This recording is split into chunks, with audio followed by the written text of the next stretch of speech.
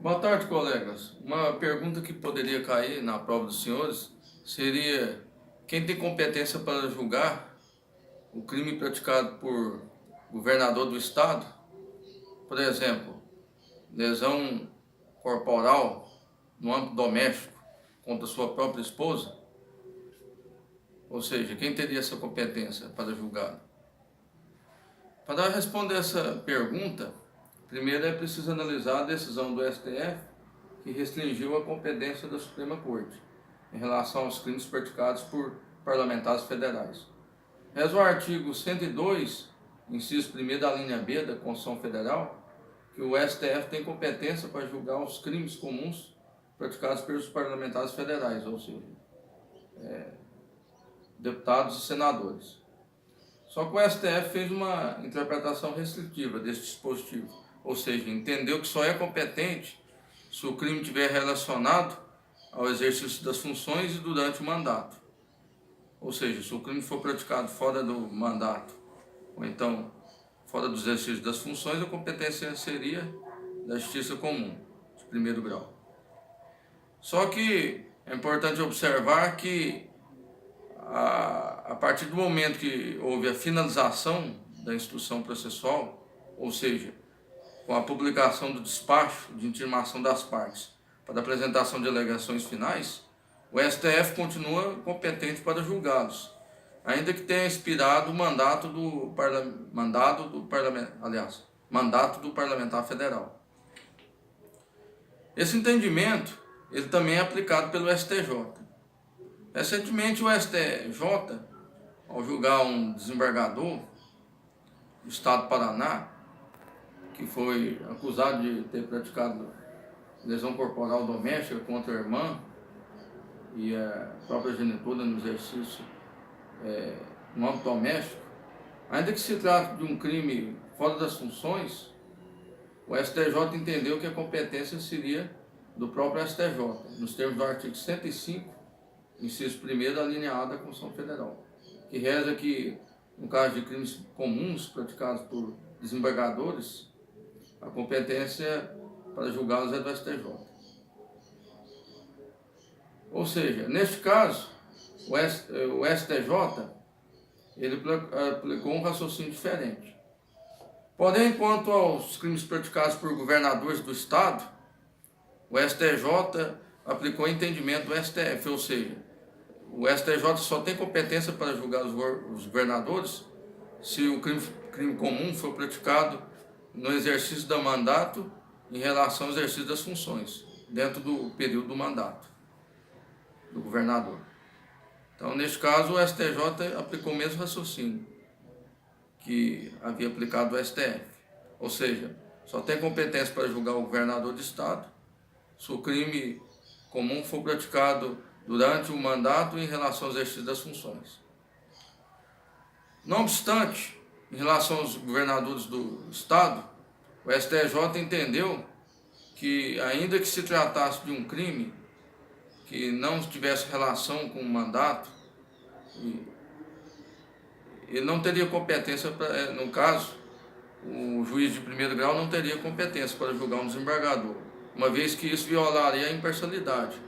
Ou seja, uma vez que um desembargador ele é responsável pelo controle disciplinar e até mesmo pela progressão funcional do juiz de primeira instância, não seria a melhor alternativa um juiz de primeiro grau julgá-lo, uma vez que isso violaria a imparcialidade do próprio magistrado de primeiro grau.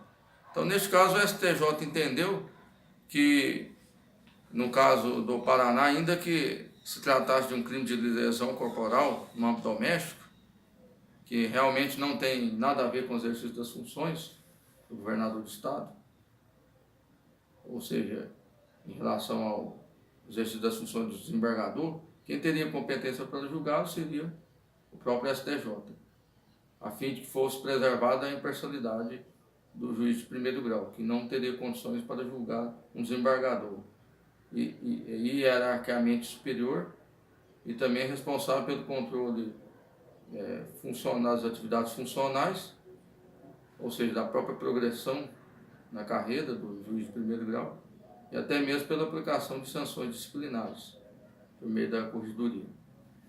Então, senhores, a conclusão é o seguinte: se o crime for praticado por governador de estado, o STJ só tem competência para julgar, nos termos do artigo 105, inciso 1º, a linha A da Constituição Federal, se o crime for praticado durante o mandato, mandato em relação ao exercício das funções.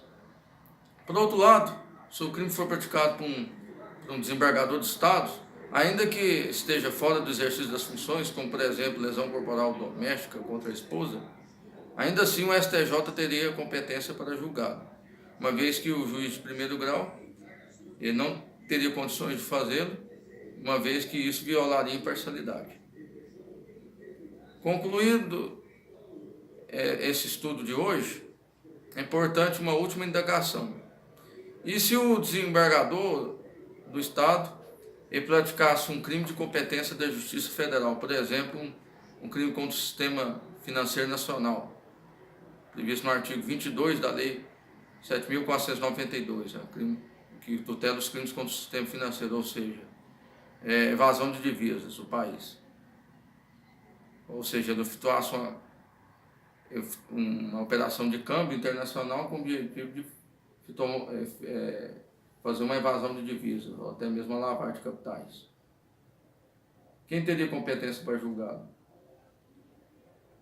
Ou seja, se for usar o raciocínio do STJ,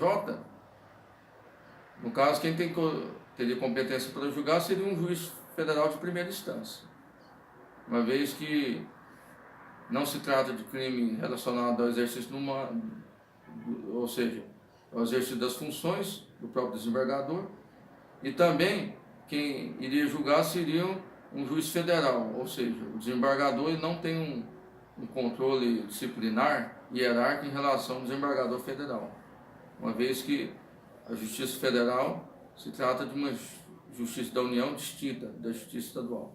Então, neste caso, não poderia se argumentar que haveria violação da imparcialidade do próprio juiz federal de primeiro grau. Só que esse caso não foi ainda julgado pelo STJ, mas entendo que o entendimento, no caso de um crime federal praticado por um desembargador, quem teria competência para julgar seria o próprio juiz federal de primeiro grau, uma vez que ele não teria influência em relação à progressão funcional e nem um controle disciplinar feito pelo desembargador do Estado em relação aos juízes estaduais de primeiro grau. Eram essas considerações que eu tinha a fazer aos senhores. Muito obrigado pela atenção. Boa tarde.